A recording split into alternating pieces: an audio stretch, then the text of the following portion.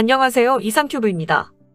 일본은 현재 차세대 전투기인 FX를 개발 중인데 과연 해외 언론은 일본의 FX에 대해 어떻게 평가하고 있을까요? 폴란드의 방산 전문 매체인 디펜스24는 영국과 일본이 차세대 전투기 엔진을 공동 개발한다는 소식을 지난 7월 22일자 기사에서 다루면서 일본의 방위 산업에 대한 국제 개발 체제나 차세대 전투기인 FX에 채용되는 기술에 대해서도 언급하고 있습니다.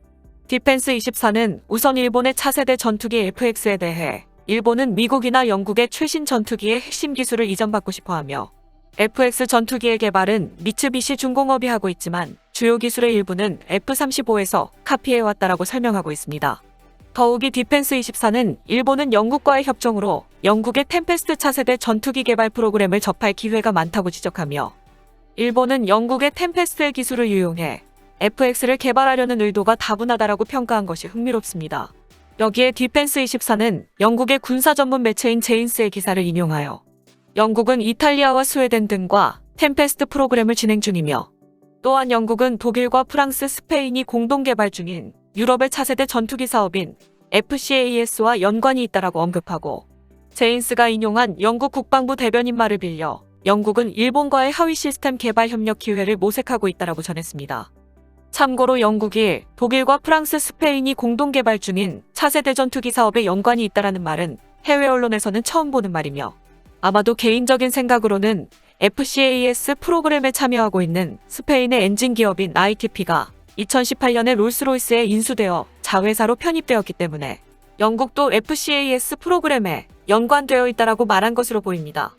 이런 영국과 일본의 엔진 공동 개발에 대해 디펜스24는 양국의 협력은 2013년에 영국에서 제조가 중단된 롤스로이스의 가스터빈 엔진의 부품을 일본의 가와사키 중공업이 일본 내로 들여와 영국 해군의 전용 엔진으로 탈바꿈하여 영국에 수출하는 것으로 시작되었으며 또한 롤스로이스의 트렌트 엔진 부품의 20%는 일본산이라고 소개하며 이 같은 공동 연구를 통해 일본의 IHI와 영국의 롤스로이스는 공동으로 일본의 차세대 전투기인 FX용 엔진을 개발한다고 설명했기 때문에 폴란드의 디펜스24는 일본은 영국의 도움을 받아 FX용 엔진을 개발한다라고 말하고 있습니다.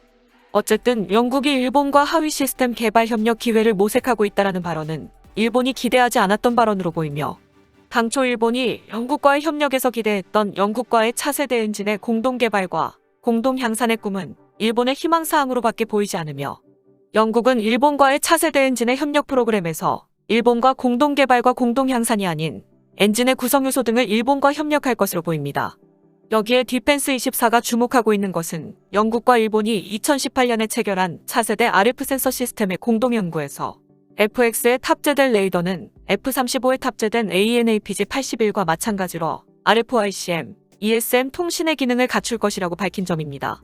기존 항공기용 레이더로는 불가능했던 순간적인 광대역 탐지를 실현하는 엘리먼트 레벨 DBF 기술이 처음으로 전투기에 채택될 것이라고 높이 평가했으며 또한 영국과 일본이 공동으로 연구하고 있는 장거리 공대공 미사일도 탑재할 예정이라고 소개하고 있습니다.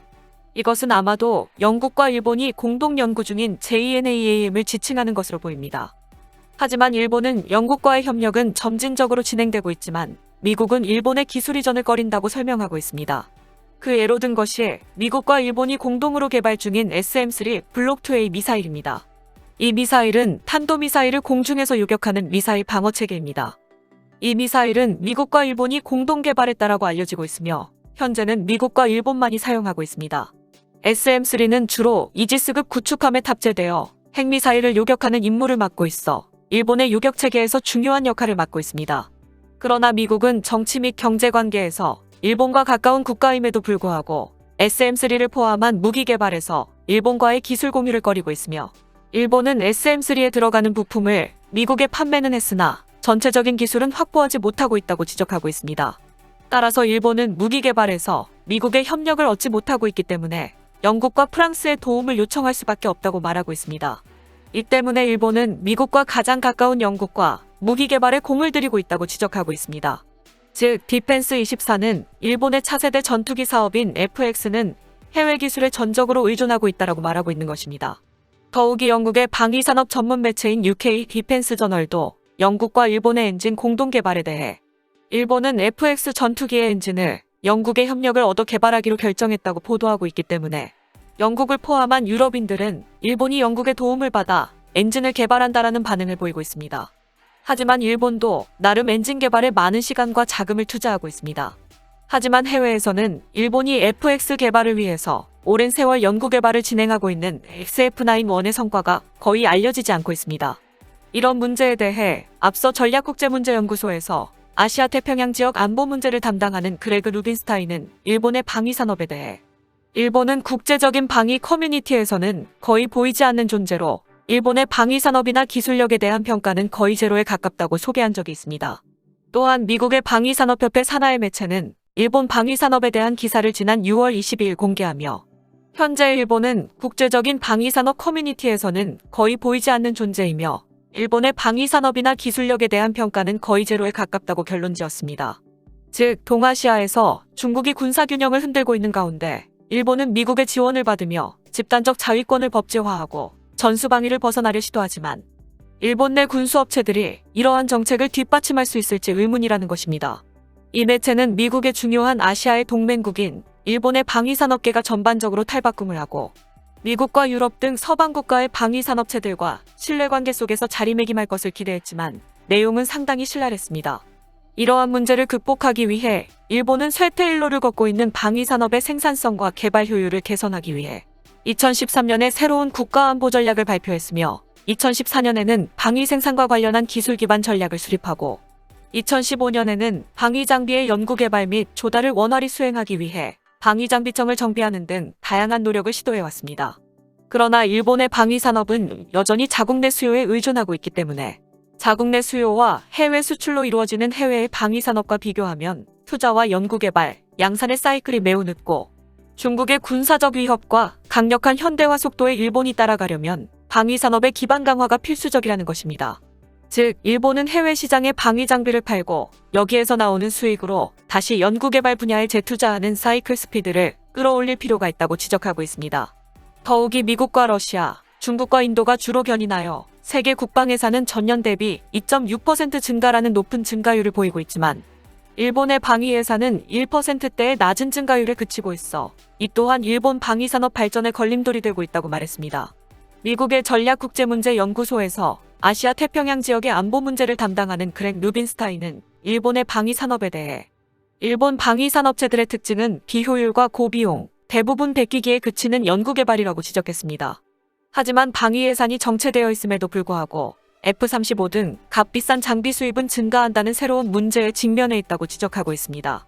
루빈스타인의 지적을 뒷받침하듯 일본의 방위 예산은 지난 10년간 2.4%밖에 증가하지 않았음에도 불구하고 일본의 무기 수입액은 2017년 17억 달러에서 2019년은 64억 달러로 급증하여 세계 12위로 상승했으며 여기에 수입액의 97%는 미국산이어서 방위 예산이 1% 증가해도 일본이 수입하는 미국제 무기 대금이나 자위대가 운용하고 있는 미국제 무기의 유지 비용으로 사라질 뿐이며 일본의 국방 예산은 자국의 기업들에게 돌아가지 않아 국방 예산의 증가가 일본의 방위 산업 발전으로 이어지지 않고 있다고 지적하고 있습니다. 이러한 인식은 폴란드의 디펜스24가 보도한 내용과 일맥상통하며 폴란드와 영국 언론의 인식은 루빈스타인의 지적대로 일본 방위산업이 해외에 알려지지 않았으므로 평가하기도 어려울 것입니다. 물론 해외에서 알아주지 않는다고 해서 일본이 FX를 개발하지 않는 것도 아니고 수출을 노리는 것도 아니기 때문에 아무 문제가 없다라고 하면 그만이지만 일본은 자국산 무기의 해외 수출을 추진하고 있기 때문에 FX의 평가가 낮으면 일본 방위산업 전체에 대한 이미지도 나빠지기 때문에 정당한 평가를 받을 수는 없을 것입니다. 일본의 모든 산업과 마찬가지로 간lap하고스화되고 있는 일본의 방위산업이 영국과 미국과의 협력에서 일본이 원하는 것을 얻어낼지 주목됩니다. 이상 마치겠습니다. 시청해주셔서 고맙습니다. 이상큐브였습니다.